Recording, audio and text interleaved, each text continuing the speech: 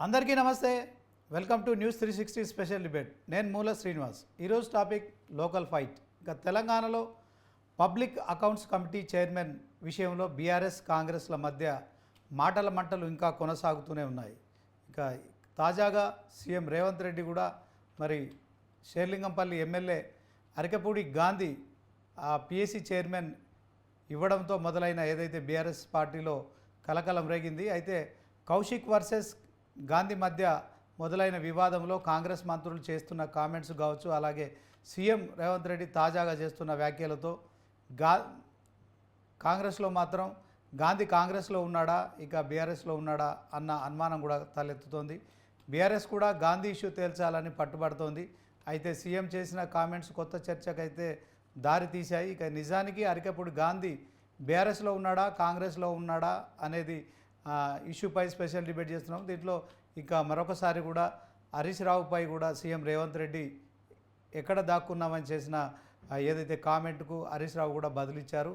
ముందుగా సీఎం రేవంత్ రెడ్డి బయట ఒకసారి చూద్దాం. ఆ కార్యకర్తలు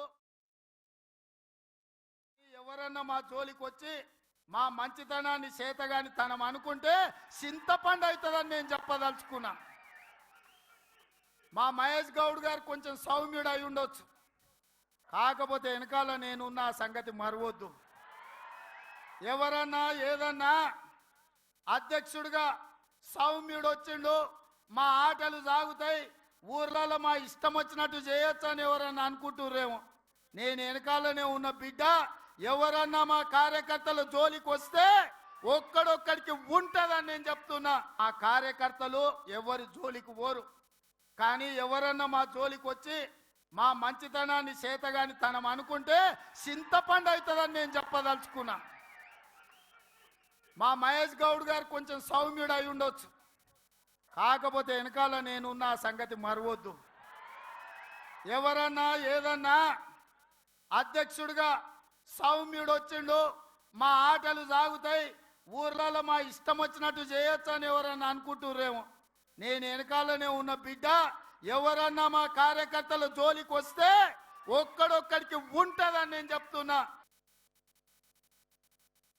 కావచ్చు, అలాగే టీపీసీసీ అధ్యక్ష బాధ్యతలు మహేష్ కుమార్ గౌడ్కి అప్పగిస్తున్న తరుణంలో మరొకసారి పార్టీ క్యాడర్ను ఉద్దేశించి మాట్లాడిన మాటలు అయితే ఇప్పుడు మరొకసారి చర్చకు దారితీశాయి. ఇక దీనిపై హరీష్ రావు కూడా కౌంటర్ ఇస్తున్నారు. ఒకసారి హరీష్ రావు బయట కూడా చూద్దాం. PCR play by. నీ గుండెల్లో నిద్రపోతున్నా, నిన్ను నిద్ర పట్టనీయకుండా అనుక్షణం రుణమాఫీ గురించి గుర్తు చేస్తూ నీ మెడలు వంచి ఇలా సగం రుణమాఫీ చేయించిన రేవంత్ రెడ్డి మిగతా సగం రుణమాఫీ చేసేదాకా కూడా నీ వెంట పడుతూనే ఉంటా. యాడుంటా?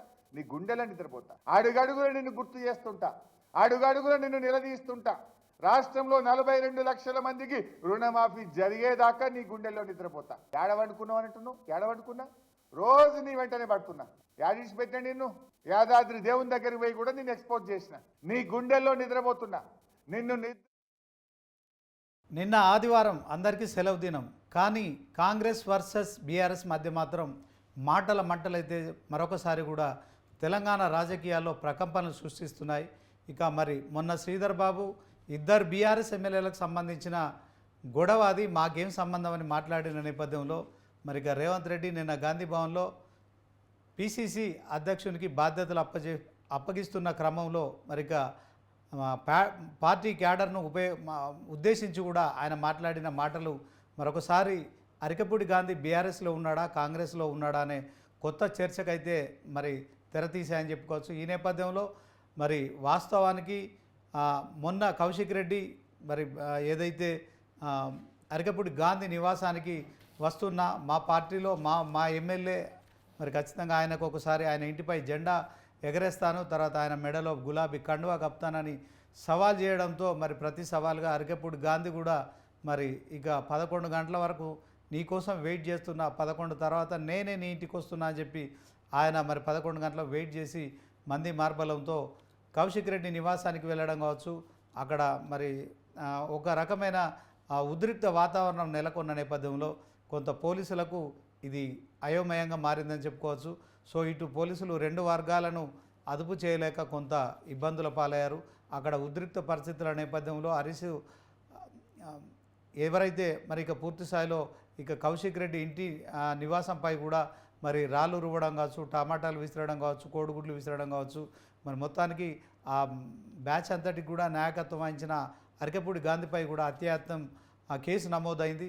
ఇక మరి at the same time commissionerate ఆఫీసులో దురుసుగా ప్రవర్తించిన నేపథ్యంలో ఏసీపీ ఇచ్చిన కంప్లైంట్ మేరకు కూడా కౌశిక్ రెడ్డిపై కూడా కేసు నమోదైంది. అయితే దీంట్లో మొత్తానికి బీఆర్ఎస్ కాంగ్రెస్ ఈ రకంగా మరి ఒక పిఎస్సి చైర్మన్ పదవి విషయంలో మరి ఇది అసెంబ్లీ ఆర్గనైజింగ్ కమిటీ నియమించిన ఏదైతే పిఎస్సి చైర్మన్ పదవి విషయంలో అరకెపూడి గాంధీ కేటాయించిన తర్వాత మరొకసారి రెండు పార్టీల మధ్య కూడా మరి ఇక పచ్చగడ్డి వేస్తే బగ్గుమంటుందా అనే విధంగా కూడా మరి ఈ వ్యాఖ్యలు కొనసాగాయి. మొత్తానికి స్థానిక సంస్థల ఎన్నికలు కూడా మరి 3 నెలల్లో జనగణన చేసి మరి బీసీ జనగణన చేసి ఎన్నికలు నిర్వహించాలని మరి కోర్టు తీర్పునివ్వడంతో కాంగ్రెస్ ప్రభుత్వం ఆ దిశగా దూసుకెళ్తుంది. ఎట్ ద సేమ్ టైం ఇక బీఆర్ఎస్ స్థానికంగా మాత్రమే గట్టి పోటీస్తుందని మరి బీఆర్ఎస్ కాంగ్రెస్ల మధ్య మాత్రం మరొకసారి విమర్శలు మరి పతాక స్థాయికి చేరుకున్నాయి. ఈ నేపథ్యంలో మరి రేవంత్ రెడ్డి కూడా సీఎంగా మరొకసారి ఇక మా వాళ్ళ జోలికి వస్తే మరి ఇక చింతపండే అవుతుందని చెప్పడం కావచ్చు, తాట తీస్తా అనడం లాంటి వ్యాఖ్యలు చేయడం కావచ్చు, తర్వాత నువ్వు రెచ్చగొడితే మేము ఊరుకుంటామా, ఖచ్చితంగా మా వాళ్ళంతా వచ్చారు, నీ నీ నీ వీపు చింతపండే అని కామెంట్ చేసిన విషయంలో కావచ్చు. మరి శ్రీధర్ బాబు మంత్రిగా మొన్న ధర్మారంలో మరి ఇద్దరు బీఆర్ఎస్ ఎమ్మెల్యేలు మాత్రమే కొట్లాడుకున్న విషయంలో కాంగ్రెస్కు ఆపాదిస్తున్నారు, ఇదెక్కడి న్యాయం అంటూ కూడా మాట్లాడడం కావచ్చు. దీనిపై మరొకసారి ఇక హరీష్ రావు కూడా మరి హరీష్ రావు ఎక్కడున్నామని సీఎం రేవంత్ రెడ్డి నిన్న మరి ఏదైతే గాంధీ భవన్ దగ్గర కామెంట్ చేసిన విషయంలో ఆయన కూడా రాత్రి మీడియా ముందు మరొకసారి కూడా రేవంత్ రెడ్డి నేను ఎక్కడికి వెళ్ళలేదు, నీ గుండెల్లోనే ఉన్నాను, నువ్వు రైతు రుణమాఫీ అమలు చేసే వరకు ప్రతి క్షణం నీకు గుర్తు చేస్తూనే ఉంటాను, 6 గ్యారెంటీలు నువ్వు అమలు చేసే వరకు కూడా నేను నీకు ప్రతిరోజు గుర్తు చేస్తూనే ఉంటాను, నేను ఎక్కడికి పారిపోలేదు అని చెప్పడం కావచ్చు. మరి ఇక మాజీ సీఎం కేసీఆర్ కూడా మరి ఫామ్ హౌస్కు మరి మాజీ ఎమ్మెల్యేలు అందరినీ కూడా పిలుచుకొని రేవంత్ ఏదైతే ప్రలోభాలకు లొంగిపోవద్దని మరొకసారి దిశానిర్దేశం చేయడం కావచ్చు. ఖచ్చితంగా మరి ఇక ప్రభుత్వం సర్కార్ను ప్రతి చోట నిలదీయాలి, క్షేత్రస్థాయిలో రైతు రుణమాఫీ కావట్లేదు, 6 గ్యారెంటీలు అమలు కావట్లేదు, వీటన్నిటి పట్ల కూడా మీరంతా క్షేత్రస్థాయిలో ప్రజలతో కలిసి వాళ్ళ సమస్యలు పరిష్కరించే దిశగా ప్రతిపక్షం బాధ్యత నెరవేర్చాలని కూడా చెప్పడం కావచ్చు. మొత్తానికి ఒకవైపు కేటీఆర్ ట్వీట్ల వర్షం కురిపిస్తూనే ఉన్నారు. ప్రతి అంశంలోనూ ఆయన మరి మొన్న కౌశిక్ అమెరికా నుంచి రావడంతోనే కౌశిక్ నివాసానికి వెళ్ళి అతనికి సంఘీభావం ప్రకటించారు. సో టైగర్ అని సంబోధించారు. సో ఒక రకంగా చెప్పాలంటే కౌశిక్ రెడ్డి మరి హుజరాబాద్ ఎమ్మెల్యే, ఇక అరకపూడి గాంధీ ఇక షేర్లింగంపల్లి ఎమ్మెల్యే, ఈ 2 నియోజకవర్గాలకు చాలా దూరం ఉంటుంది. కానీ మొదటి నుంచి కాంట్రావర్సీ కౌశిక్ రెడ్డిని మరి బీఆర్ఎస్ పార్టీ కొన్ని కాంట్రావర్సీల విషయంలో మరి అతన్ని ప్రోత్సహిస్తుందా లేక అతనే వ్యక్తిగతంగా మరి తీసుకుంటున్నాడా అనే విషయంలో కూడా ఒక డైలామా కొనసాగుతోంది. సో గతంలో గవర్నర్పై కూడా కౌశిక్ రెడ్డి మరి కొన్ని కాంట్రావర్సీ కామెంట్ చేసిన సంగతి మనకు తెలిసిందే. అనుచిత వ్యాఖ్యలు చేసి తర్వాత మహిళా కమిషన్ ముందు మరి క్షమాపణలు చెప్పారు. ఈ నేపథ్యంలో మరొకసారి కౌశిక్ రెడ్డి కాంట్రావర్సీ కామెంట్ చేయడమే కాకుండా మరి సాటి చాసర ఎమ్మెల్యేపై ఇంటిపై జెండా ఎగరవేస్తానని చెప్పడం కావచ్చు, ఆయన మెడలో గులాబీ కండువ కప్పుతానని చెప్పడం కావచ్చు. గాంధీ దాన్ని సీరియస్గా తీసుకున్నారు. సో గులాబీ కండువ కప్పడానికి నువ్వెవరు, నువ్వు వర్కింగ్ ప్రెసిడెంట్వా, పార్టీ ప్రెసిడెంట్వా అని నిలదీయడం కావచ్చు. కౌశిక్ రెడ్డి రెచ్చగొట్టిన నేపథ్యంలో అతని ఇంటికి మంది మార్బాలంతో వెళ్ళడం కావచ్చు. ఇదంతా అయితే తెలంగాణ రాజకీయాల్లో హైదరాబాద్లో ముఖ్యంగా శాంతి భద్రతల సమస్యగా మారిందని చెప్పుకోవచ్చు. పోలీసులపై కూడా మరి ఇప్పటికీ బీఆర్ఎస్ పార్టీ సంబంధించిన మరి ముఖ్య నేతలంతా కూడా కంప్లైంట్ చేసే ఆలోచనలో ఉన్నారు. వారిపై కూడా చర్యలు తీసుకోవాలని కూడా డిమాండ్ చేస్తున్న నేపథ్యంలో మొత్తానికి తెలంగాణ రాష్ట్రంలో ఇప్పుడు ప్రశాంతంగా ఉన్న వాతావరణం హైదరాబాద్తో పాటు తెలంగాణలో మరొకసారి వేడెక్కిందని చెప్పుకోవచ్చు. ఈ నేపథ్యంలో దీనికంతటి కారణం మనమంతా గమనించినట్టయితే అతి త్వరలో మరొక 6 నెలల లోపే ఇక జిహెచ్ఎంసీ ఎన్నికలు కావచ్చు, స్థానిక సంస్థల ఎన్నికలు సమీపిస్తున్న తరుణంలో ఇప్పటికే ప్రధాన ప్రతిపక్షంగా ఉన్న బీఆర్ఎస్ పార్టీ మరొకసారి కూడా స్థానిక సంస్థల ఎన్నికల్లో కాంగ్రెస్ ప్రభుత్వ వైఫల్యాలను ఎండగట్టుకుంటూ ప్రజాక్షేత్రంలోకి వెళ్ళి స్థానికంగా బల నిరూపణ చేసుకోవాలనే ఆలోచనతోనుంది. ఇక ఇప్పటికే మరి 119 స్థానాల్లో 38 ఎమ్మెల్యే సీట్లను గెలుచుకున్నప్పటికీ 10 మంది కాంగ్రెస్ పార్టీలో చేరిన సంగతి మనకు తెలిసిందే. ఇప్పుడు మరి బీఆర్ఎస్ పార్టీ సంఖ్యాబలం ఓవరాల్గా 38 ఉన్నప్పటికీ కూడా 10 మంది కాంగ్రెస్ పార్టీలో చేరడం కావచ్చు. లోక్సభలో మరి ఆ బీఆర్ఎస్ పార్టీ 17 సీట్లలో 1 సీటు గెలుచుకోకపోవడంతో ఇక బీఆర్ఎస్ పని ఖతమైపోయిందని ఇటు బీజేపీ కాంగ్రెస్లు కూడా ఆరోపిస్తున్న నేపథ్యంలో మరి మొత్తానికి ఈ ఫైట్ అంతా కూడా మరి కాంగ్రెస్ బీఆర్ఎస్ల మధ్య ఉంటుందా, ఇక దీంట్లో వాస్తవానికి వీళ్ళు మరి ఈ ప్రత్యక్ష యుద్ధానికి దిగడంలో ఆంతర్యం మరి స్థానిక సంస్థల ఎన్నికల అనే విషయంలో కూడా ఈరోజు మనం చర్చించబోతున్నాం. మరి ముందుగా మనం అనలిస్టు రామ్మోహన్ రావు గారితో మాట్లాడదాం. రామ్మోహన్ రావు గారు. శ్రీనివాస్ గారు చెప్పండి. యా సార్, ఇప్పుడు హైదరాబాద్లో కౌశిక్ రెడ్డి, అరకపూడి గాంధీ మధ్య నెలకొన్న వివాదం ఏదైతుందో అది చిలికి గాలివాలనలా మారింది. హైదరాబాద్ను ఇమేజ్ని దెబ్బతీయద్దంటూ కూడా మరి ఇటు కాంగ్రెస్ అటు బీఆర్ఎస్ రెండు కూడా మరి డిమాండ్ చేస్తున్నాయి. ఈ నేపథ్యంలో తాజాగా జరుగుతున్న గొడవల్ని ఎలా చూస్తామంటారు? శ్రీనివాస్ గారు, మీకు అట్లాగే ప్యానెల్లో మాట్లాడుతున్న మిత్రులకి అట్లాగే 360 ప్రేక్షకులకు నమస్కారం. మనకు 17 సెప్టెంబర్ తెలంగాణ సాయుధ రైతాంగ పోరాటానికి ముగింపుగా ఒక రకంగా చెప్పాలంటే భారతదేశంలో విలీనమా, విమోచన లేకుంటే విద్రోహమా, వేరేదైనా ఒక చారిత్రక సన్నివేశం ముందు ఒక్కరోజు ముందు ఉన్న మనం తెలంగాణ భావోద్వేగాలు, తెలంగాణ అస్తిత్వ పోరాటాలు వెరసి ఇవాళ మన తెలంగాణ ప్రజలమైన అందరం కలిసి మాట్లాడుకునే అవకాశం వచ్చింది. కానీ సమస్య ఎక్కడ వచ్చిందంటే ఈ తెలంగాణ పోరాట పటిమ ఒక రకంగా ముక్కుసూటితనం పని పోయి లౌక్యం పరిమితి మోసం పరిమితి పార్టీల గొడవలతో చూస్తుంటే మైండ్ గేమ్ రాజకీయాలు ఆడుతున్నాయని నాకు అనిపిస్తుంది. చాలా మీరు సుదీర్ఘంగా ఇప్పుడు జరుగుతున్న తెలంగాణ నడుస్తున్న చరిత్రను వివరించారు ఒక 5 నిమిషాలు. దాంతో ఏకీపిస్తూనే ఇవాళ జరుగుతున్న ఏదైతే ఈ తతంగం చూస్తున్నామో ఒకసారి మన పక్కన ఉన్న ఆంధ్రప్రదేశ్ రాజకీయాలు గుర్తు చేస్తున్నాయి. మనం పక్కన ఆంధ్రప్రదేశ్ రాజకీయాలు ఉపయోగించుకుంటూ మనం అక్కడ ఏం జరుగుతుందో చూసుకుంటూ గత 10 ఏళ్ళుగా తెలంగాణ వచ్చిన తర్వాత ఎన్నో జరిగినాయి, కాదంటలేదు ఇక్కడ.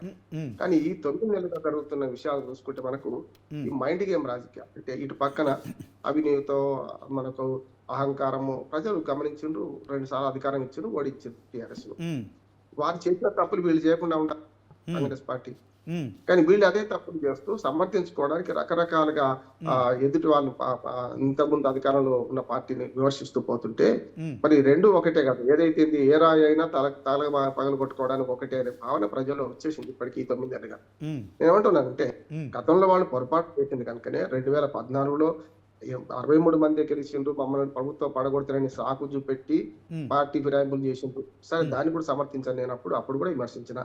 అట్లానే రెండోసారి 88 మంది ఇచ్చిన రెండోసారి అధికారం వాళ్ళకే భద్రంగా అప్పచెప్పిన తెలంగాణ ప్రజలు వెనక్కి పోలేదు. రెండోసారి కూడా అప్పచెప్పారు. రెండోసారి అదే పని చేస్తూ ఫిరాయింపుల రాజకీయాలకు ప్రోత్సహించి కేసీఆర్ గారు స్వయంగా.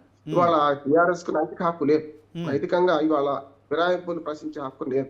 కానీ వాళ్ళు చెప్పిన తప్పే వీళ్ళే చేసుకుంటూ నీవు నేర్పిన విద్య నీరజాక్షరాలు ఇదే తప్పు వీళ్ళు చేస్తుంటే ఈ మొత్తం తతంగానికి ఇదే కారణం కదా. సార్ చూడండి, ఈ జరుగుతుంటే పైన ప్రజలతో ఆడుకునే క్రమంలో మేడిగడ్డ కుంగుబాటు మొదలు అంటే పార్లమెంట్ ఎన్నికల ముందున్నాయి, తర్వాత గొర్రె కుంభకోణం, తర్వాత ఫోన్ ట్యాపింగ్, ఇట్లా వరుసగా ఒప్పందాల కుంభకోణాలు ఇవన్నీ వరుసగా మాట్లాడుతూ ఒక్కటి కూడా ముందర పడ్డదా ఇప్పటిదాకా? అధికార పార్టీ చేస్తున్న ఆరోపణలో ఒక్కటి కూడా ముందర పడలేదు, అన్ని నడుస్తూనే ఉన్నాయి కదా. దానికి ధీటుగా వాళ్ళు సమాధానం. ఇక్కడ శ్రీనివాస్ గారు, ఇప్పుడు తమలపాకు తలుపు చెక్క సామెత గుర్తొస్తుంది. తమలపాకుతోనే మొదలెవలు పెట్టిండ్రు, తలుపు చెక్కతోనే సమాధానం ఎవరిచ్చిందని సంగతి. కానీ విషయం అయితే అదే కదా. పార్లమెంట్ ఎన్నికలు ముగిసి ప్రజలు ఏం చేసిండ్రు? మొదటిసారి నిజంగా చెప్పాలంటే కాంగ్రెస్ గెలవలేదు, టీఆర్ఎస్ ఓడిపోయి. ఏమంటున్నానంటే వాళ్ళ వ్యతిరేకత ఇటు పనిచేసింది. వరకు మధ్యన ఆటలో ఆరటి పండ్లాగా బీజేపీ మిగిలిపోయింది. బీజేపీ బండి సంజయ్ గారు అన్నట్టు ఒక మాట చెప్పుకోవాలి ఏంటంటే, మేము కష్టపడ్డాం, ఇటు పక్కన వీళ్ళు గెలిచారు అని. అంతే కదా రేవంత్ రెడ్డి గారు. అయితే ఇప్పుడు 63 ఆనాడు 64 సీట్లు ఇచ్చిన, ఇంకో సీటు యాడ్ అయినా ఏది మన కంటోన్మెంట్ 65 సీట్లు ప్లస్ మంత్రిపక్షమైన సిబిఐ ఒకటి ఉంది. ఇవాళ ఏ ఎండకు ఆ గొడుగు బట్టి ఎవరు ప్రభుత్వం వాళ్ళకి సపోర్ట్ చేసి ఎంఐఎం ఉంది, ఒకనాడు కాంగ్రెస్, అంతకుముందు టీడీపీ, ఎవరు మొన్న దాకా టీఆర్ఎస్, బీఆర్ఎస్ వీళ్ళందరికీ మద్దతు చేసిన ఎంఐఎం ఉంది కదా, వాళ్ళ అధికారులు ఎవరుంటే వాళ్ళతో పళ్ళు తీసుకుంటారు. ఎంఐఎం ఇంతమంది మద్దతుగా కొందరు అన్నారు కారణం ఎన్పీ ఫిరాయింపులకు కారణాలు చెప్పుకుంటూ రేవంత్ రెడ్డి గారు ఏమంటారంటే కాంగ్రెస్ పార్టీ సమర్థిస్తున్నది ఏంటంటే మా ప్రభుత్వం పడగొడుతుందని చెప్పి అన్నారు. అన్న వాళ్ళు ఎవరన్నా ఎక్కడ ఉన్నారు ఇప్పుడు? ఇప్పుడు కడియం శ్రీ గారి మొట్టమొదటి అన్నారు, పల్లా రాజేశ్వరి రెడ్డి అన్నారు. కడియం శ్రీ గారు ఏ పార్టీలో ఉన్నారు? లక్ష్మీపుత్రుడు అయినాడు స్పీకర్ గా ఉండి 5 ఏళ్ళు డ్రాగ్ ఆన్ చేసి ఏదైతే ఉద్యమ ద్రోహులు చెప్తున్నప్పుడు టీఆర్ఎస్ లో ముఖ్యంగా తలసాని శ్రీనివాస యాదవ్ లాంటి వారికి మంత్రి పదవులు ఇచ్చి 4.5 ఏళ్ళు కాపాడుకున్నప్పుడు ఇదే మన పోచారం శ్రీనివాస రెడ్డి గారు ఏం చేసిండ్రు అన్నట్టు చెప్పలే కదా. స్పీకర్లు పక్షపాతం మనకు అర్థమవుతుంది.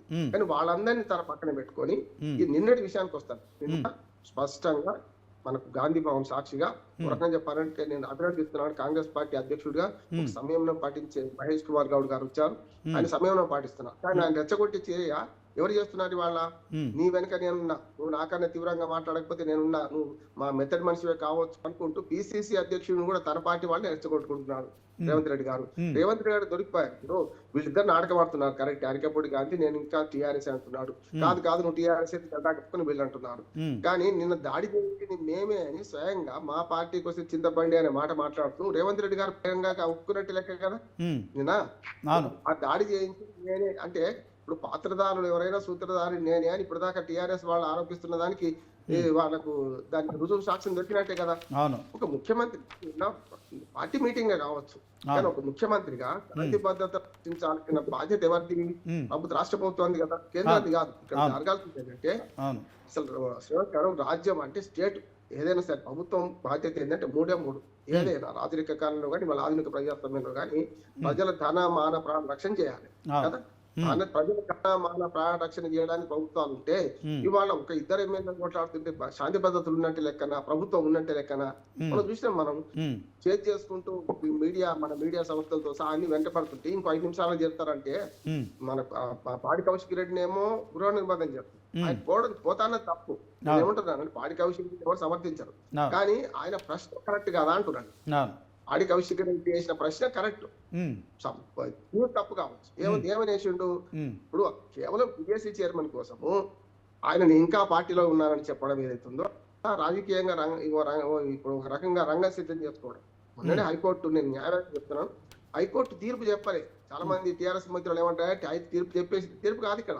హైకోర్టు ఏమన్నదంటే, హైకోర్టు అయినా అంతకుముందు ఒక సంవత్సరం క్రితం సుప్రీంకోర్టు అయినా స్పీకర్ గౌరవాన్ని కాపాడుతుంది. ఇక్కడైనా అక్కడ స్పీకర్ల గౌరవాన్ని కాపాడుతూ మీరు నిర్ణయం తీసుకోండి అని 3 నెలల టైం లోపల తీసుకోవాలని చెప్పేమో సుప్రీంకోర్టు తీర్పు సూచన చేసింది.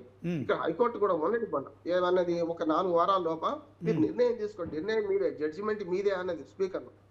ఆ సమయంలో పాడి కౌశిక్ రెడ్డి తొందరపడి లేకుండే. నేను ఏమంటున్నానంటే ఒక 4 వారాల్లో అయిపోయేది కదా, కేల్కతా దుకాణం బంద్, ఎవరో పోయేవాళ్ళు పోయేవాళ్ళు ఉండేవాళ్ళు తెలిసేది. ఇప్పుడు ఒక న్యాయవాదికి నేను చెప్పేది అంటే మనకు ఎవరైతే దానం నాగేందర్ ఉన్నాడో ఆయన చిక్కిపోయింది స్పష్టంగా. మిగతా కంటే ఆయన క్లియర్ గా ఫిరాయింపు దానిలో అనర్హతకు బయట వేయడానికి మొట్టమొదటి వ్యక్తి అవుతారు. చూసేది ఉండే కదా, ఆ సూచన వచ్చిన తర్వాతనే వీళ్ళందరూ సర్దుకుంటున్నారు. అయితే ఇప్పుడు గాంధీ గారి స్టార్ట్ చూడండి ఒకసారి. ఏమంటున్నాడు ఆయన? నేను ఇంకా బీఆర్ఎస్ పార్టీ అంటారు. ఎందుకంటున్నాడు? అక్కడ ఆయన వేటు మనకు ఒక సామెత ఉంది శ్రీనివాస్ గారు, మన తల్లిదండ్రులు ఏం చేస్తారంటే 2 పిల్లలు గొడవ పడి వస్తే, తప్పులు చేస్తే మొదలు పెద్దోళ్ళు కొట్టరు, చిన్నోళ్ళు కొడతారు. కొట్టి బుద్ధి లేదా అంటే పెద్దోడు సెపరేట్ అవుతుంది. ఇవాళ ఏమైతుంది, అక్కడ దానం నాగేందర్ విషయంలో ఏం జరుగుతుందో చూసుకొని ఇప్పుడు వీళ్ళు సెటరేట్ అవుతున్నారు. ఒకటి ఈయన మాట్లాడిన మాట తప్పు. ఎవరు అరకెంపటి గాంధీ గారు నేను ఇంకా పార్టీలో ఉన్నానండి క్లియర్ చెప్పేది ఉండే, పోతే పోయింది, ఉంటే ఉంది. అసలు పిఎస్సి చైర్మన్ పద్ధతే తప్పు. స్పీకర్ గారు మాటి కడియం శ్రీహరి గారి కన్నా ముందు ఇప్పుడు బొరంగా చెప్పాలంటే పోచారం శ్రీనివాసరెడ్డి గారు అప్పుడు 4.5 ఏళ్ళు చేస్తే ఇప్పుడు ప్రసాదరావు గారి మీద చాలా గౌరవం ఉన్నారు ఇప్పుడు స్పీకర్. వారు కూడా అదే ఎవరు ఉండబోతుంది కదా. ఇప్పుడు పిఎస్సి చైర్మన్ వేయడానికి పద్ధతి ఉంది. ఖచ్చితంగా మొత్తం 13 మందిలో 9 మంది అసెంబ్లీ నుంచి అంటే విధానసభ నుంచి 4 విధాన మండలి నుంచి తీసుకోవాలి. ఆ 13 మంది ఎవరు సభ్యులను తీసుకునే బాధ్యత మాత్రమే వీళ్ళకి బాధ్యత తీసుకోవాలి. తర్వాత సభ్యులను ఎన్నిక ఎవరు చేయాలి? 13 మంది ఎంపిక చేసుకోవాలి. చైర్మన్ ఎవరు కావాలనేది ప్రతిపక్ష పార్టీకి ఇవ్వాల్సిన దాన్ని గతంలో వాళ్ళు చేశారు. అంటే ప్రతిదానికి గతం చూపెడుతుంటే గతంలో కరెక్టే, సాంకేతికంగా చూస్తే ఎంఐఎంకి ఇచ్చుడు కరెక్ట్. వాళ్ళు 9 మిగిలిపోయారు కాంగ్రెస్ సభ్యులు. 19 మంది కలిస్తే 12 మంది పార్టీ మారారు, 6 మిగిలిపోయారు. 6గురికి అయితే రాదు కదా, 7గురు ఉన్న ఈఎంఐ అది కరెక్ట్ కాదు. నేను అంటే నైతికంగా చూస్తే కరెక్ట్ కాదు. కానీ మొన్న చేసిన పని ఏంది, ఇప్పుడు ఒక ఫిరాయింపుదారికి కాంగ్రెస్ పార్టీలో కండువా కప్పి స్పష్టంగా ఆయన భక్తి కండువా లేకుంటే దేవాలయం కండువా అంటున్నాడు కానీ కప్పి మనకు రేవంత్ రెడ్డి గారు కరెక్ట్ కప్పిన తర్వాత మళ్ళీ ఇంకే శశిభూషలు ఏంటిది ఆయన అనడం తప్పంటున్నాడు. ఒకటి. రెండోది ఏంటంటే వాడి కౌశిక్ రెడ్డి ఛాలెంజ్ చేసి నేను నీ ఇంటికి వస్తా, ఆయన ఛాలెంజ్ కరెక్ట్ అంటున్నానంటే బీఆర్ఎస్ ఎమ్మెల్యేలే కదా మన ఇద్దరం కండువా కప్పుకుందాం, కేసీఆర్ గారి దగ్గరికి వెళ్దాం, లేకపోతే ఆఫీస్కి వెళ్దాం, నీ ఇంటి మీద మన టీఆర్ఎస్ జెండా ఎగరేద్దాం అన్నాడు కదా, అది తప్పు కాదు. కానీ ఆయన ఈ ఇంటికి వస్తానని కానీ ఈయన ఆయన ఇంటికి పోమని నా ఇంటికి రా దమ్ముంటే ఆయన కౌశిక్ ఛాలెంజ్ చేయలే కదా. ఈయన పోతుంటే ప్రభుత్వం ఉన్నది, ఆయన వెంటాడుతుంటే మీడియా వెంటాడుతుంటే అక్కడికి వెళ్ళిన తర్వాత దాడి చేయించింది. ఇప్పుడు నేను కాదు కాంగ్రెస్ పార్టీ అంటే వెనక నినాదాలు చూసినాం కదా, కాంగ్రెస్ పార్టీ అని నినాదాలు చూసినాం. ఇప్పుడు ముఖ్యమంత్రి గారే పూర్తిగా ఒప్పుకున్నట్టే కదా. అంటే ఇందులో నాకు అర్థమైంది ఏంటంటే రేపు పంచాయతీ ఎన్నికలు రాబోతున్నాయి. మీరు అన్నట్టు కరెక్ట్ శ్రీనివాస్ గారు. రేపు హైదరాబాద్ జిహెచ్ఎంసీ ఎన్నికలు కూడా 2025 అయిపోతాయి, 25-26 ఫిబ్రవరి అయిపోతే అవి కూడా రావాల్సి ఉన్నది. కనుక ఇవన్నీ చూస్తే మనకి ఏంటంటే ఈ ఎన్నికల కోసం హైదరాబాద్ లో హైడ్రామా సృష్టించిండ్రు. అసలు హైడ్రా పోయింది, అసలు హైడ్రా షరతులు వర్తిస్తాయని మెల్లగా వెనుకపోతుంది. ఇప్పుడు హైడ్రామా ఈ 4 రోజులు నడుస్తున్నది. ఇందులో స్పష్టంగా అందరి తిలా పాపం తలా పిడికడు. ఏ పార్టీని సమర్థిస్తున్నాను నేను, అన్ని పార్టీలు వాళ్ళ ప్రజా సమస్యలను పక్కన పెట్టడానికి. ఉదాహరణకి వాళ్ళు డెంగ్యూ జ్వరాలు వస్తున్నాయి, చికెన్ గున్యా ఉన్నది, ప్రజలందరూ అనారోగ్య సమస్యలతో బాధపడుతున్నారు. అటు పక్క వరదలు మొన్నటి మళ్ళీ పంటలు పోయినాయి. ఇప్పుడు ఇప్పటి వరకు కాంగ్రెస్ ఇచ్చిన 6 గ్యారెంటీలు దిక్కు దశ లేదు. చాలా చేసినామంటున్నారు. 6 గ్యారెంటీల్లో 1-2 తప్ప ఇవాళ రైతులకు ఇచ్చే గ్యారెంటీలో రైతు భరోసా ఎక్కడ పోయింది, కౌలు రైతులకు డబ్బులు ఎక్కడ పోయినాయి, మీరు 2500 రూపాయలు మహిళలకు ఎక్కడ పోయినాయి, ఇట్లా ఒక 100 చెప్పొద్దు. ఈ 420 హామీలు నేను నాన్న వాళ్ళ కానీ 13 హామీలు 6 గ్యారెంటీల సంగతి అయితే ప్రజలు మర్చిపెట్టేట్టు చేస్తున్నారు కదా. అందుకని నేను ఏమంటున్నా, ఎన్నికల దృష్టి ఆలోచించకండి. ఇప్పుడు తెలంగాణ సమాజం కోరుకునేది ఏంటంటే ఈ 9 నెలలుగా ఒక మునుము రేవంత్ రెడ్డి గారిని ఇంకొక విషయంలో ఒప్పుకుంటున్నాడు. ఢిల్లీకి వెళ్ళి కొన్ని పనులు సాధించుకోవడంలో కేసీఆర్ గారు చేసిన తప్పు చేయకుండా పోతున్నాడు. ఆయన మోడీ ఉండని ఎవరైనా ఉండని పోతున్నాడు, మాట్లాడుతున్నాడు. మనకు RRR విషయంలో కొంత ముందడుగు పడ్డది. ఇక్కడ భూముల విషయంలో కానీ 300 కోట్ల రూపాయలు సాధించడంలో కానీ మొన్న ఫ్లైఓవర్ మనకు పాత్వే మనకు మెహదీపట్నంలో కానీ ఇవన్నీ మనకు మంచి సూచన అంటుంది. నిన్న కాక మొన్న కూడా కరోనా మంచి పోయి వచ్చాడు. కేసీఆర్ గారు ఏదైతే కేంద్రంతో గొడవడం తప్ప ఒప్ప తర్వాత, కానీ కేంద్రంతో గొడవ పడి అధికారిక సమావేశాల్లో కూడా ఆయన పాల్గొనకపోవడం, కుర్చీ ఖాళీ పెట్టుకోవడం. మోడీ పక్కన కౌన్సిల్ జరిగిన సభలో అధికారికంగా నేనేమంటున్నాను, విజయన్ ఉన్నాడు మన కేరళ ముఖ్యమంత్రి, కేజ్రీవాల్ ఉన్నాడు, దేశంలో స్టాలిన్ ఉన్నాడు తమిళనాడులో, ప్రధానమంత్రికి ఇచ్చే గౌరవం ఇద్దామంటున్నాను. ఇప్పుడు పార్టీలు శాశ్వతం కాదు, ప్రభుత్వాలు శాశ్వతం. ఇక్కడ రాష్ట్ర ప్రభుత్వం, కేంద్ర ప్రభుత్వం, రాష్ట్ర ప్రభుత్వం యూనియన్ గవర్నమెంట్ ఉంది కదా, అక్కడ ఎవరైనా ఉండేది సహకారం పరస్పరం తీసుకోవాలి. అది విడిచిపెట్టి రేవంత్ రెడ్డి గారు మొన్న ఒక రకంగా చెప్పాలంటే మంచి పని చేస్తున్నాడు, పెద్ద నాన్న చిన్న మంచిదే. కానీ ఇప్పుడే ఈ మంచి రాజకీయాల్లో పూర్తిగా తనదైన స్థాయిలో నిన్నటి రెచ్చగొట్టే ప్రసంగంతో మనకు అర్థమైంది ఏంటంటే రేవంత్ రెడ్డి గారే అడికపూడి గాంధీని ప్రోత్సహించి వాడి కౌశిక్ రెడ్డి మీద దాడి చేయించినట్టు అర్థమవుతుంది. చెప్పాడు కదా, ఎట్లా అర్థం చేస్తుంది, చింతపండు చేస్తామని చెప్పాడు, మా జోలికి వస్తే మీ తాట తీస్తాం. ఏమైంది అంటే ఆవులు కొట్లాడుకొని లేగదోళ్ళు కాళ్ళు వెళ్ళి కొట్టినట్టు ఈ సెంటిమెంట్ ఏంటి, ఎట్లా మాట్లాడింది, 10 ఏళ్ళ లేని ముంచడం మళ్ళీ ఎందుకు వస్తున్నది అంటే స్పష్టంగా ఇవాళ టిఆర్ఎస్ కో లేకుంటే బీఆర్ఎస్ కో ఈ హైదరాబాద్ మంచి పట్టున్నది, దీన్ని తీసేయాలనుకుంటే ఈ సెంటిమెంట్ మరోసారి రెచ్చగొట్టాలి. దానివల్ల ఏమైంది, టీఆర్ఎస్ కి లాభం అంటున్నాడు. ఈ 10 ఏళ్ళు ఇప్పుడు ఎందుకు వచ్చింది అని సమస్య వస్తుంది కదా మనకైతే. అందుకనే మనం మొదలు పెట్టేటప్పుడు ఇది బౌన్స్ అవుతుందా మన వైపు అని ఆలోచన చేయాలి. 2 పక్కల ఇప్పుడు 2 చేతులు కలుస్తున్నాయి, చప్పట్లు అవుతున్నాయి. సమస్యలు పక్క ఈ చప్పట్లు కొట్టుడు, ఈ రాజకీయ రణరంగాన్ని సృష్టించడం సరైనది కాదు. ఇప్పటికైనా నేనేమంటాను, రేవంత్ రెడ్డి గారు సలహా ఇస్తున్నాను, ఓ ప్రభుత్వంగా అనవసరంగా కేసీఆర్ ను మళ్ళీ తలపించకండి. ఇప్పుడు మనకు వాడి కౌశిక్ రెడ్డి ఏమంటున్నాడు, రేవంత్ రెడ్డి చూసి నేర్చుకున్నా అంటున్నాడు, రేవంత్ రెడ్డి కేసీఆర్ ను చూసి నేర్చుకున్నా అన్నాడు. అంటే ఇటువంటి సంస్కృతి లేదు మనకు ఎప్పుడు కూడా. ఇప్పుడు మాటలు మీరు తేలాము మీరు ఎక్కడున్నారు, ఎక్కడ దాక్కున్నాం అని మనకు హరీష్ రావు సమాధానం చెప్పిండు కదా నిన్న. అనవసరంగా రామ్మోహన్ రావు గారు 1 minute ఒక మాట ఏంటంటే రామ్మోహన్ రావు గారు మంచి రాజకీయాలు. ఓకే సార్, తప్పకుండా మీరు ముక్కుసూటిగా మాట్లాడారు. దీంట్లో మరి పూర్తి స్థాయిలో ఇది ఒక హైడ్రా షరతులు వర్తిస్తాయి నిబంధనల నేపథ్యంలో కొంత వెనుకపోయింది. ఇక హైడ్రామా కొనసాగుతోంది తెలంగాణ రాష్ట్ర రాజకీయాల్లో. ఫిరాయింపులను ప్రశ్నించే హక్కు బీఆర్ఎస్కు లేదు. ఇదే తప్పు కాంగ్రెస్ కూడా చేస్తుంది. ఇక మా మేడిగడ్డ ఫోన్ ట్యాపింగ్ చాలా ఇష్యూలో మరి అవినీతి జరిగిందని చెప్తున్న కాంగ్రెస్ ప్రభుత్వం మాత్రం మరి ఈ యొక్క కమిటీలు నివేదికలని కాలయాపన చేస్తుంది.